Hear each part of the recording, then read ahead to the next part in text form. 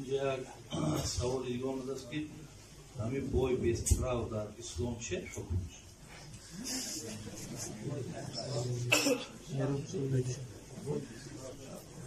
جنگ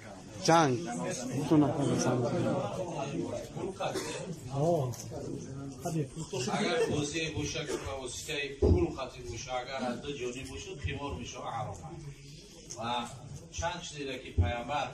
از دیدگاه اسلام بیان کردگی است یکی پیامبر میگه فرزنداتون تعلیم بدین شینواری سباحت شینواری عبوده یا چون بدین دیگه رمایت تیراندازی تیرانداختن خیلی که تیراندازی یک نوزر پیکه و دور زمان روز یک نه وزیر زمان شکر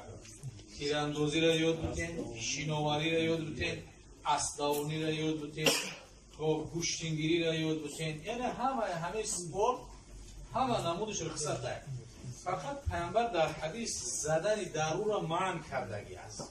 ولا تضریب الوحش دارو زدن بهترین گوهرهایی که خدا خلق کردگی است در آدم بهترین گوهرها همه اون رو خدا در سر خلق کردگی است شما بینید شنوایی در سر است بینایی در سر است گویایی در سر است چشایی در سر است زبان نطقه در سر است عقل همین سنتر در همینجا است بیسول همه همین سیستم هایی که مثلا نرم سیستم اومدگی تو کنشنی کشن همش در سر است وقتی مش خطیزات کلیاک دیگر بود چشم خیره میشه دنی را میشکنن مشوش باید اما عمر دروزی نمیبینن زدن دارو را پیامبر منع کرده است بالا تضریب الوجه دارو نزنید بود از دیگر حدیث میگه اتقوا فراست المؤمن فراسه مؤمن احترام داشته باشین دارو نزنید این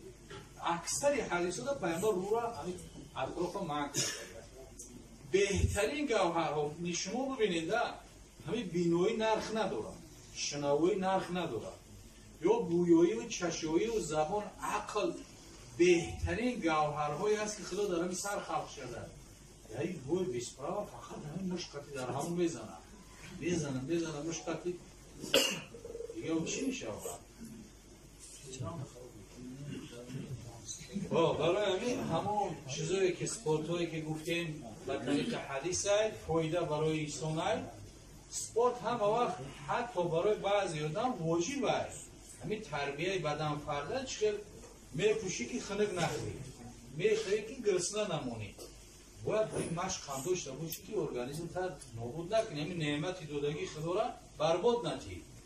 همین نعمت دودگی خدا را تو مشب میکنی دارم تو فرش میکنی دیوانه هاتش میکنی